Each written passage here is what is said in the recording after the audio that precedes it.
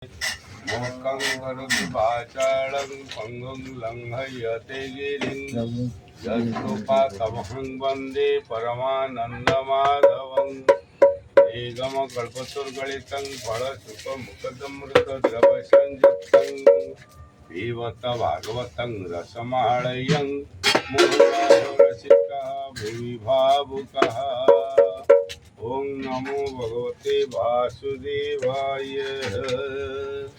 श्रीमद्भागवत सप्तम स्कंध पंचम अध्याय। श्रीशुक उवाच असुर कुले पुरोहित सर्वज्ञ शुक्र भृगुसुत मुनिक पुत्र बेनी भाई षण्ड मर्क नामे दुई राजा आचार्य तांकु कले पुत्र मानंकु पढ़ाइले राजा मंदिरे बेनी भाई दैत्य पुत्र को संगे दे ଯତ୍ନେ ପଢ଼ାନ୍ତି ଜ୍ଞାନ ବଳେ ସର୍ବେ ପଢ଼ନ୍ତି ଏକ ମିଳେ ତାଙ୍କ ମଧ୍ୟରେ ପ୍ରହ୍ଲାଦ ସକଳ ଶାସ୍ତ୍ରେ ହେଲେ ସିଦ୍ଧ ଗୁରୁଙ୍କ ମୁଖୁ ଥରେ ଶୁଣି ତକ୍ଷଣେ ଚିତ୍ତେ ପରିମାଣି ଚିତ୍ତ ନିର୍ମଳେ ତାହା ଜାଣେ କେବଳ ମନେ ନ ପ୍ରମାଣେ ବିଚାର କରେ ହୃଦଗତେ କେ ରିପୁ ମିତ୍ର ଏ ଜଗତେ एकई आत्मा नर हरि समे सकाळ देहे पुरी एक कथा नुहई प्रमाण सकल आत्मा नारायण जे पाठ पढ़े वाक्य मते दृढ़े न धरे हृदगते दिनेक प्रहलाद आणी कोले बसाई दुर्भमणि अनेक अलंकार देई सानंदे पुत्र को बुझई हिरण्यकशिपु उवाच हे पुत्र शुण वाक्य मोर पढ़िलु राजनीति सार तू जहा गुरु मुखे शुणु ताहा सुचिते न प्रमाणु मुहि शुणिली भले एया कह तू साधु मणु जहा जे राजनीति चिते धरे केबे हे न डरे संग्रामे रिपु जय कले से राजा सुख भुंजे भले विद्या पढ़िलु एते काल भल कि मणु मोर बोल पिता वचन पुत्र शुणी कहनी बेसी सिरे पाणी कहनी बेसी सिरे पाणी पिता वचन पुत्र शुणी प्रहलाद उवाच जे साधु शास्त्री मोर चित्त शुणा कहवा तो अग्रत मुहि मोहर ए संसारे जे प्राणी चिते नित्य करे देख ए गृहे अंधकूप आत्मा निपात महाताप एहाकु दूरे परिहर अरण्य विष्णु आश्रा कर साधु मणई एहा चिते सत्य कहली तो अग्रति नारद उवाच हेमंत पुत्र वाक्य शुणी शत्रुर पक्ष प्रायमणि सचिरे हसी से कहला बालके बुद्धि के देला एपरी पर बुद्धि बड़े नष्ट हुंती सर्वकाले यार बुद्धि के हरिला ए मोर शत्रु को भजिला गोपे बालक तले तोई बोले से भोक मुख चाही गुरु को घरे नहीं दियो एक कथा गुरु आगे कह ए मोर बालकर मन रिपु विषय कि पांचन यार बुद्धि विष्णु पक्षे जेमंत नव जे व्रत घी राजार आज्ञा मृत्यु पाई बालक गुरु द्वारे नहीं ब्राह्मण गोष्ठी मध्य कला राजा वचन जनाइला शुणता प्रिय उद्वेगे बोलती प्रहलादर आगे साधु वचन वाक्य मते कहती हस्त धरी हस्ते हे वत्स प्रहलाद शुण सर्वदा हेउ तो कल्याण आमको लागिला संदेह मिथ्या को छाड़ी सत्य कह बालक बुद्धि तो न देखी अभूत प्राय उपलखी तोर बुद्धि के हरिला शत्रु भजने शिक्षा देला कि भाई स्वभाव तोहर आम्बको लागे अगोचर कह के तोते देला शिक्षा आम्बे श्रवणे करु इच्छा प्रहलाद उवाच जार माया बळे जन संसार बुद्धि करे छिन्न जार नाही परापर ताहाकु मोर नमस्कार जार आज्ञा परमाणे प्राणी सुबुद्धि परिमाणे से सर्व आत्मा जोगेश्वर ताहार नाही आत्मा पर वासना बळे सर्वजंतु बुझंती परापर हेतु ब्रह्मादि देवे ही सरवे विमुग्ध हुंती जार भावे से मोर मति भिन्न कला पर पर न कहला जसने चुंबक दर्शने लोहावर मही आकर्षणे मोर मत सेहि मते भ्रमई विष्णुरायते। नारद उवाच गुरुଙ୍କୁ कही ए वचन प्रहलाद होइला मौन। बालक वाणी शुणी कर्णे गोप बसिला गुरु मने। समीपे अछि राजलोक गुरु ही राजार सेवक। गोपे कंपिला वाक्य शुणी तक्षणे घरु बेत आणी। राजार वंशे दुराचार निश्चय जन्मिला कुଳାଙ୍ଗାର। दुर्बुद्धि पण ए बालक एहाकु दंडे हे नरक। चंदन बने कंटा वृक्ष जन्मिला देख ए प्रत्यक्ष। चंदन वृक्ष क्षयकारी कंटक वृक्ष सर्वमारी। कंटक थिले नित्य डरी निर्भय भोग नुहे करी। चंदन वन उन्मिलने श्री विष्णु कुठार समाने। से विष्णु एहु नित्य ध्याई ये थिले आंब भल काई। हेमंत देखाइले भय तर्जिले विविध उपाय। पुणी आश्वास ताकू करी गुरु पढ़ांती हस्त धरी। जे धर्म अर्थ काम फले से विद्या पढ़ाइले बळे। मुख्यादि अछि तार तही हेमंत बालके पढ़ाई। मातांको आगे नेई देले से ताकू अलंकृत कले। राजा समीपे देले नेई ता देखी राजा रोस्तोष होई। चरण तले पुत्र चाही तक्षणे कोळ कला नेई। कल्याण करी कोळे रखी स्नेह लोतक बेनी आखी। प्रसन्न वदने अनाई सधीरे पुत्र को बोलई। हिरण्यकशिपु उवाच हे पुत्र शुण मो वचन गुरुଙ୍କ गृहे एते दिन। तुझे पढ़िलु बाल भावे मोर सम्मुखे कहबे। उत्तम विद्या मते कह मो मने नारा हो संदेह। मो मने नारा हो संदेह। उत्तम विद्या मोते कह। प्रहलाद उवाच शुणो तात मन देई जे विद्या उत्तम मणई। कृष्णर श्रवण नवदा भक्ति। कृष्णर श्रवण कीर्तन स्मरण चरण सेवन। करिब तांको पूजा स्तव संगते दास पणे दिवा। सख्य भावरे निबदिन करिब आत्मसमर्पण। नवदा भक्ति पाइल। कृष्णर श्रवण कीर्तन स्मरण चरण सेवन। श्रवण कीर्तन स्मरण सेवन करिब तांकु पूजा स्तव संगते दास पणे थिबु। पूजा स्तव आ दास भावरे सख्य भावरे नेब दिन करिब आत्मसमर्पण। ए 9 जण श्रवण रे परीक्षित कीर्तन रे व्याससुत कही कही व्याससुत सुख पाइछन्त हरि। श्रवण रे परीक्षित स्मरण रे प्रहलाद लक्ष्मी पाद सेवारे सेवन करिब तांकु पूजा स्तव। पृथुराजा अर्चन रे अक्रूर बंधन रे संगते दास पणे थिब। दास भावरे हनुमान सख्य भावरे नेब दिन। सखा कहले अर्जुन। दास भावे हनुमान सखारे वीर अर्जुन। बहिलोचन नंदन बलि करथिला आत्मसमर्पण।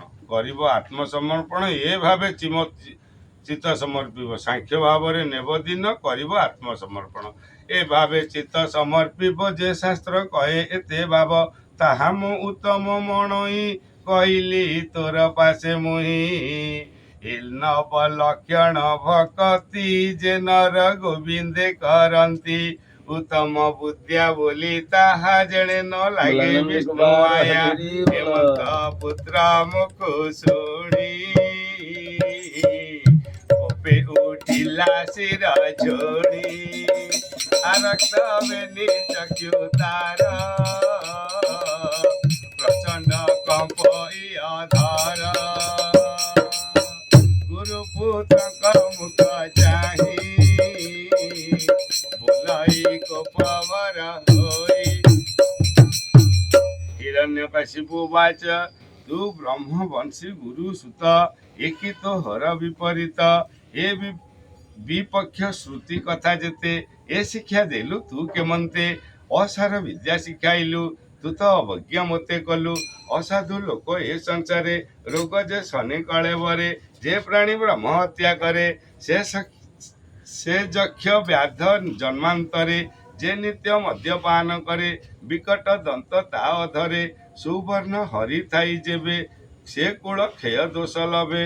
ଗୁରୁ କାମିନୀ ଯେହୁ ରତେ, ଧବଳ ହୋଇବେ ନିହସ୍ତେ। ଏମନ୍ତ ଅସୁର ବଚନେ, କହନ୍ତି ଗୁରୁଙ୍କ ନନ୍ଦନେ। ଗୁରୁପୁତ୍ର ଉବାଚ, ଷଣ୍ଢ ମର୍ଗ ଏ ଶିକ୍ଷା ଦେଇ ନାହିଁ ମୁହିଁ, ଅନ୍ୟ ବା ପଢ଼ାଇବି କାହିଁ। ତୋର ପୁତ୍ରର ସ୍ୱଭାବ, ଜାଣି ତୁ ଚିନ୍ତୁ ପରାଭବ। ଏମନ୍ତେ ଗୁରୁ ବାକ୍ୟ ଶୁଣି, ସନ୍ଦେହ ମନେ ପରିମାଣି। ପୁତ୍ରକୁ ଚାହିଁ କୋପ ଭରେ, ବୋଲଇ କର୍କଶ ବାକ୍ୟରେ। ଏ ବିଦ୍ୟା ଗୁରୁ ବାକ୍ୟ ନୁହେଁ, କେ ଅବା ତୋର ଚିତ ମୋହେ। ପ୍ରହ୍ଲାଦ ଉବାଚ, ଶୁଣ ହେ ତ୍ରୈଲୋକ୍ୟ ଈଶ୍ୱର, ମତିର ଗତି ଚକ୍ରଧର। ଅମନ ବିମନ କୁମନ ସୁମନ ମନ, ମନ ପାଞ୍ଚ କରେ ନୀତି। ତ ମନର ଗତି ହଉଛନ୍ତି ହେଡ୍ ସାର୍ ସ୍ୱାମୀନାରାୟଣ ସ୍ୱାମୀ। ଯେ ପ୍ରାଣୀ ଗୃହେ ବାସ କରେ, ତା ମତି ବିଷ୍ଣୁକୁ ନ ସ୍ମରେ। ଗୁରୁ ବଚନ କି କରିବ, ଯାହାର ଯେମନ୍ତ ସ୍ୱଭାବ। ଗୁରୁ କହିଲେ କି ସେ ଯାହାର ଯେମନ୍ତ ସ୍ୱଭାବ। ଅସାଧ୍ୟ ଇନ୍ଦ୍ରିୟଙ୍କ ବଳେ, ଗୃହସ୍ଥ ପଡ଼େ ରସା ତଳେ। କୂଳବେ ଭାରେ ବସ ହୋଇ, ଚର୍ବଣ ଯେ ଲଭଇ। ତାଙ୍କ ମତି କୃଷ୍ଣ ଭାବେ, କେବେ ଏ ନୋଏ ଶୁଦ୍ଧ ଭାବେ। ଯେ ପ୍ରାଣୀ ଦୁରାଶ୍ରୟ ପଣେ, ଅନର୍ଥ ଅର୍ଥ ପ୍ରାୟ ମଣେ। ସେ କାହିଁ ବିଷ୍ଣୁଙ୍କୁ ଜାଣିବ, ଯେ ବ୍ରହ୍ମା ଶଙ୍କରେ ଦୁର୍ଲଭ। ଯେ ବ୍ରହ୍ମା ଶଙ୍କରେ ଦୁର୍ଲଭ, ସେ କାହିଁ ବିଷ୍ଣୁଙ୍କୁ ଜାଣିବ। ତାହାର ମତି ଅର୍ଥ ତହିଁ, ପ୍ରାଣ ଲଭିବ ତାକୁ କାହିଁ। ଅନ୍ଧକୁ ଅନ୍ଧ ଯେବେ ବହେ, ଈଶ୍ୱର ତତ୍ଵ ଯେନେ କହେ। ଏମନ୍ତ ପ୍ରାଣୀଙ୍କ ସ୍ୱଭାବ, କେମତେ କୃଷ୍ଣଙ୍କୁ ସେବିବ। ବିଷ୍ଣୁ ଚରଣ ପଦ୍ମ ଦୁଇ, ଏ ଜନ୍ମେ ଲଭି ନ ପାରଇ। ଯାହାଙ୍କ ଚରଣାର ବିନ୍ଦ, ସେବି ନ ପାନ୍ତି ସୁର ବୃନ୍ଦ। ବିଷ୍ଣୁ ଭକତ ପାଦ ଧୂଳି, ଶିରେ ନ ବୋଳେ ହସ୍ତେ ତୋଳି। ସନ୍ଥ ଚରଣେ ଇଚ୍ଛା ନାହିଁ, ହରିଙ୍କୁ ଲଭିବ ସେ କାହିଁ। ଏମନ୍ତ କହି ଦୈତ୍ୟ ବଳା, ମୌନ ହୋଇ ନ ରହିଲା। ଶୁଣି ଅସୁର କୋପାନଳେ, କୋଳରୁ ପକାଇଲେ ତଳେ। କୋପେ ଅରୁଣ ଚକ୍ଷୁ କଲା, ଅସୁର ଗଣେ ଆଜ୍ଞା ଦେଲା। ହିରଣ୍ୟକଶିପୁ ଉବାଚ, ଦେଖ ହେ ନୈଋତ ଗଣ, ମୋର ପୁତ୍ରର ଦୁଷ୍ଟପଣ। ମରଣ ଅର୍ଜିଲା ବେଭାରେ, ଏହାକୁ ରାଜୁ କର ଦୂରେ। ମୋର ଅନୁଜ ନାଶକାରୀ, ସେ ବିଷ୍ଣୁ ବୈରୀ ମୋହରି। ତାହାର ପକ୍ଷ ଏ ହୋଇଲା, ନିଜ ସମ୍ପଦ ଉପେଖିଲା। ବିଷ୍ଣୁର ଦାସ ପଣେ ରହେ, କେ ପ୍ରାଣ ଥାଇ ଏହା ସହେ। ଶତ୍ରୁ ଆଶ୍ରିତ ଏ କୁମର, ନିଶ୍ଚୟ କରିବ ଅପକାର। ଏ 5 ବରଷର ସୂତ, ପିତା ମାତାରେ ଅଭକତ। ପରର ପୁତ୍ର ହୋଇ ଯେବେ, ଆତ୍ମାର ହିତ ଅନୁଭବେ। ତାହାକୁ ବୋଲି ନିଜ ସୁତ, ରୋଗୀକୁ ଔଷଧ ଯେମନ୍ତ। ଆମ୍ଭର ତହୁଁ ଜନ୍ମ ହୋଇ, ପରର ହିତେ ଯେବେ ଥାଇ। ବ୍ୟାଧିର ପ୍ରାୟ ଜନ୍ମ ତାର, ସେ ମଲେ ଆତ୍ମାର ନିସ୍ତାର। ସେ ଅଙ୍ଗେ ସର୍ପାଘାତ କରେ, ସେ ଅଙ୍ଗ ଦୋଷେ ପ୍ରାଣୀ ମରେ। ସେ ଅଙ୍ଗ ଛେଦି ପକାଇଲେ, ଦେହ ଜୀବନ ରହେ ଭଲେ। ଯେ ହିତ କରେ ପର ହୋଇ, ତା ତହୁଁ ବନ୍ଧୁ ଅନ୍ୟ ନାହିଁ। ବନ୍ଧୁ ଅହିତ ଚିତ ଯେବେ, ତାହାକୁ ଲେଖି ଶତ୍ରୁ ଭାବେ। ଦେହରୁ ବ୍ୟାଧି ଜନ୍ମ ହୋଇ, ଆତ୍ମାର ସହିତେ ସଂହାରଇ। ଅରଣ୍ୟ ମୋହ ସଧି ଆଣି, ରୋଗ ସଙ୍କଟୁ ତରେ ପ୍ରାଣୀ। ପର ଅପର ଏ ବିଚାର, କେ ରିପୁ କେ ବା ଆପଣାର। ସୁହୃଦ ହୋଇ ଶତ୍ରୁପଣେ, ପାପ ଚିନ୍ତଇ ଅନୁକ୍ଷଣେ। ନାନା ଉପାଏ ତାକୁ ମାରି, ସେ ମଲେ ସୁଖେ ପ୍ରାଣ ଧରି। ଯୋଗୀଙ୍କ ଯୋଗ ଧ୍ୟାନ କାଳେ, ଦୁଷ୍ଟ ଇନ୍ଦ୍ରିୟ ଯେତେବେଳେ। ତାହାକୁ କରେ ସେହୁ ସାଧ୍ୟ, ସୁଖେ ଲଭଇ ବ୍ରହ୍ମପଦ। ଏ ମିତ୍ର ବେଶ ଧାରି ପର, ଏହାକୁ ବେଗେ ବଧ କର। ଭୋଜନ ଶୟନ ଆସନେ, ଉପାୟ କର ତା ପ୍ରମାଣେ। ଏମନ୍ତେ ରାଜା ଆଜ୍ଞା ପାଇ, ଅସୁରେ ଶସ୍ତ୍ର ଘେନି ଧାଇଁ। ବାଳକ ନାଶ ମନେ ଚିନ୍ତି, ଗୋବିନ୍ଦ ଶୂଳ ଅନ୍ତରିକେ ବୁଲାନ୍ତି। ଗୋବିନ୍ଦ ସୁଦୀର୍ଘ ଦିଶେ ଦନ୍ତ ପନ୍ତି। ଗୋବିନ୍ଦ କରାଳ ବଦନେ ଚାହାନ୍ତି। ହିରଣ୍ୟକଶିପୁର ସୈନ୍ୟଗଣ ଧରି ପକେଇଛନ୍ତି ପ୍ରହ୍ଲାଦ। ତମ୍ବାର ବର୍ଣ୍ଣ ପ୍ରାୟ ଦାଢ଼ି, ଶିରେ ପିଙ୍ଗଳା ଜଟା ବେଢ଼ି, ନାଚନ୍ତି ଭୈରବ ନାଦେ, ଅସୁର ଛନ୍ଦି ପାଦ ପାଦେ, ଷୋଳ ବୁଲାଇ ଅନ୍ତରି କିଏ, ବାଳକ ଉପରେ ବ୍ରତ କିଏ, ତା ଦେଖି ଅସୁର କୁମର ମନେ ଚିନ୍ତାଇ ଚକ୍ରଧର, ମନେ ଚିନ୍ତାଇ ଚକ୍ରଧର, ମନେ ଚିନ୍ତାଇ গোবিন্দ পাদে চিতা দেই, বুলাই আসুরঙ্কু চাহি, গোবিন্দ পাদে চিতা দেই, বুলাই আসুরঙ্কু চাহি। କଣ ପ୍ରହ୍ଲାଦ କହିଲା ଅସୁରଗଣଙ୍କୁ?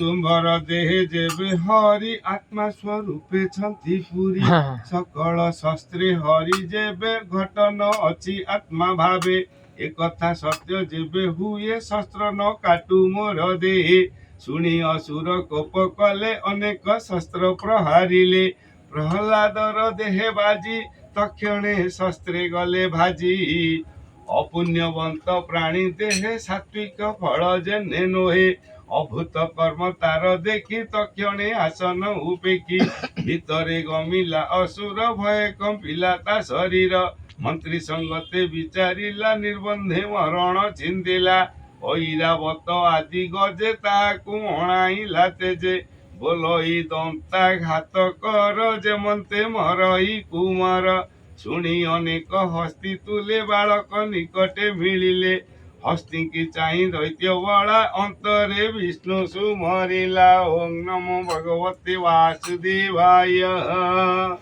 ମହାକ୍ରୋଧରେ ଗଜବରେ ନିଷ୍ଠୁର ଦନ୍ତର ଅଗ୍ରରେ, ନିର୍ଘାତେ କରନ୍ତେ ପ୍ରହାର ସକଳ ଦନ୍ତ ହେଲା ଚୂର, ଭୟ ଭାଜିଲେ ହସ୍ତି ବଳ ଦେଖି ଅସୁର କୋପାନଳ, ତକ୍ଷକ ଆଦି ଅଷ୍ଟ ନାଗେ ଥିଲେ ଯେ ଅନ୍ତରିଜ୍ଞ ମାର୍ଗେ, ତାଙ୍କୁ ନାଇ ରାଇ ନୃପବର ନିଷ୍ଠୁରେ ବୋଇଲା ଉତ୍ତର, ଏ କୁଳାଙ୍ଗାର କୁମାର ଏହାର ପ୍ରାଣ ବେଗେ ହର, ନାଗଙ୍କୁ ଦେଖି ପ୍ରହ୍ଲାଦ ଚିତେ ଚିନ୍ତିଲା ବିଷ୍ଣୁ ପାଦ, ତକ୍ଷଣେ ନାଗ କୋପ କଲେ ଗଲେ ବାଳକ ଶରୀରେ ଦଂଶିଲେ, ବଦନେ ବିଷ ନ ଭେଦିଲା ନାଗଙ୍କ ଫଣା ବଥାଇଲା, ହରି ହରି ଓಂ ନମୋ ଭଗବତେ ବାସୁଦେବାୟ।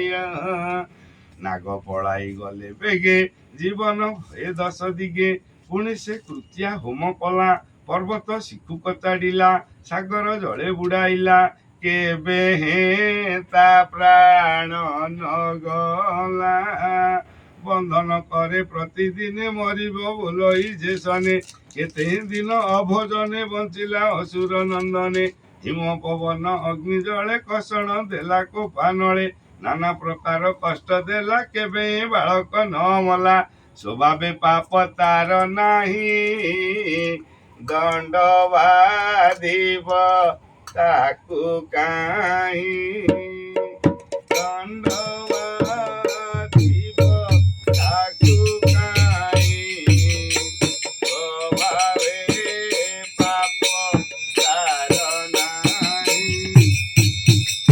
କେବେ ହେ ମାରି ନ ପାରିଲା, ଚିନ୍ତା ସାଗରେ ନିମଜ୍ଜିଲା, ଜାଗ୍ରତ ସ୍ୱପ୍ନ ପ୍ରାୟ ହୋଇ କେବେ ହେ ଶାନ୍ତି ନ ଭଜଇ, ଦେଖ ଏ ବାଳକ ବିଷୟ କେତେ ନ ଚିନ୍ତଇ ଉପାଏ, ସାଧୁ ବିଷୟ ଦ୍ରୋହ କଲେ କେବା ସଂସାରେ ଥିବେ ଭଲେ, ଏ ମୋର ଶତ୍ରୁପକ୍ଷ ହୋଇ କେବେ ହେ ଚିତେ ନ ଡରଇ, କଷଣ ଦେଲି ଯେତେ ମୁହିଁ ସେ ତ ତାହାର ଚିତେ ନାହିଁ, ସୁଜନ ଜନ ପ୍ରାୟ ଶହେ କି ଆଉ କରିବି ଉପାଏ, ମହାନୁଭବ ଏ କୁମର ମନ ବଚନ ଅଗୋଚର, ନିର୍ଭୟ ଏତେ ଦୁଃଖ ସହେ ଏଣୁ ମୋ ଚିତେ ମହାଭୟ, ଏହାର ସଙ୍ଗେ ବାଦ କଲେ ପ୍ରାଣ ମୁଁ ନ ଧରିବି ଭଲେ, ଏମନ୍ତ ଭାଳି ମନ ଦୁଃଖେ ଦଣ୍ଡେ ରହିଲା ଅଧୋମୁଖେ, ଗୁରୁ କୁମର ତାହା ଶୁଣି ଅସୁର ମୁଖ ଚାହିଁ ଭଣି, ଗୁରୁପୁତ୍ର ଉବାଚ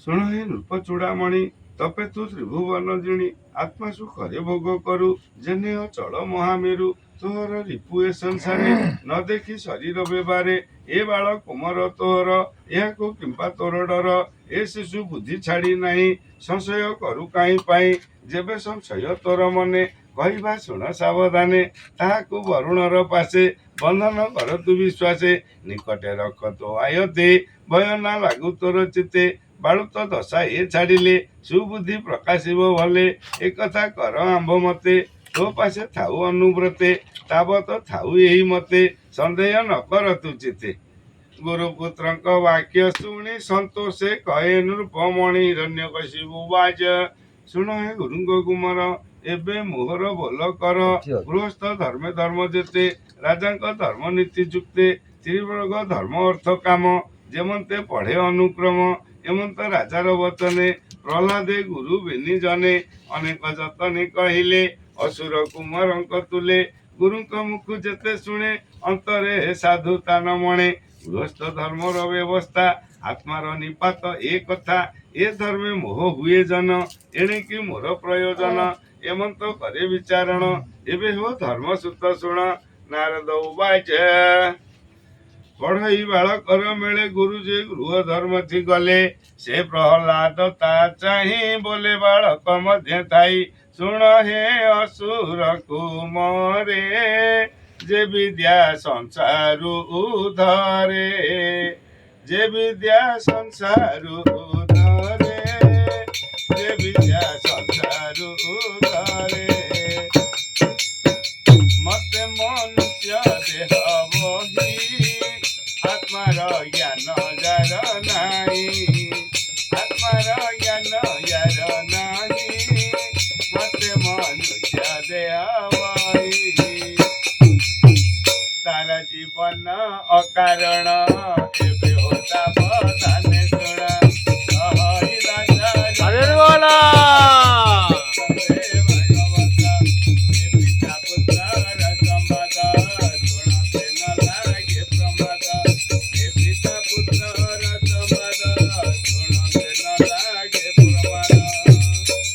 ମତେ ମନୁଷ୍ୟ ଦେହ ବହି ଆତ୍ମାର ଜ୍ଞାନ ଯାର ନାହିଁ ତାର ଜୀବନ ଅକାରଣ ଏବେ ହୋ ସାବଧାନେ ଶୁଣ କହି ଦାସ ଜଗନ୍ନାଥ ସପ୍ତମ ସ୍କନ୍ଧେ ଭାଗବତ ଏ ପିତା ପୁତ୍ରର ସମ୍ବାଦ ଶୁଣନ୍ତେ ନ ଲାଗେ ପ୍ରମାଦ ଇତି ଭାଗବତେ ମହାପୁରାଣେ ପାରମହଂସ୍ୟଂ ସଂହିତାୟାଂ ବୟାସିକ୍ୟଂ ସପ୍ତମ ସ୍କନ୍ଧେ ହିରଣ୍ୟକଶିପୁ ପ୍ରହ୍ଲାଦ ସମ୍ବାଦେ ନାମ ପଞ୍ଚମो ଅଧ୍ୟାୟ ଷଷ୍ଠ ଅଧ୍ୟାୟ ପ୍ରହ୍ଲାଦ ଉବାଚ ଶୁଣ ହେ ଅସୁର ବାଳକେ ଯେ ବିଦ୍ୟା ସାର ନର ଲୋକେ ବିମର୍ଶା ରଣେ ବଙ୍ଗ ମୁନି ରପି ମତି ଭ୍ରମ ଯଦି ଶୁଦ୍ଧମ ସୁଦଂ ବା ମମ ଦୋଷୋ ନ ବିଦ୍ୟତେ ଓಂ ନମୋ ଭଗବତେ ବାସୁଦେବାୟ।